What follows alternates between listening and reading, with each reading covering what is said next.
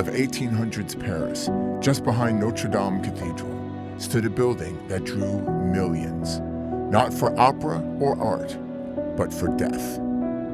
This was the Paris Morgue, and it was open to the public.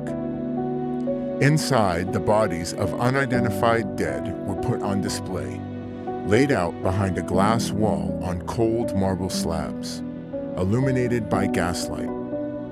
Drownings, suicides, murders, each face frozen in time, waiting for someone to claim them, or simply to be seen. At first, it was a practical measure.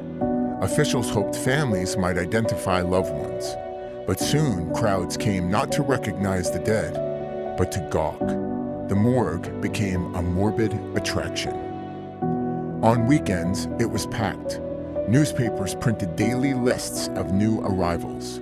Children were brought in. Tourists made it a stop. Street vendors sold snacks and souvenirs outside. It became theater.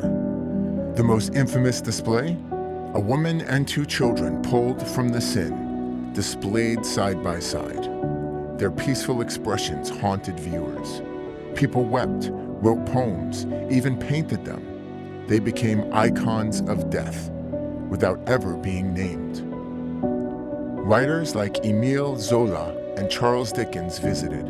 Some praised the honesty of confronting mortality. Others called it ghoulish voyeurism.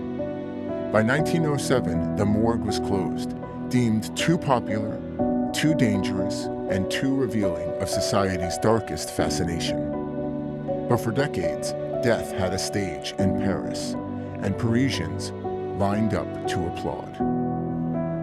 History is stranger than fiction, and sometimes far more brutal.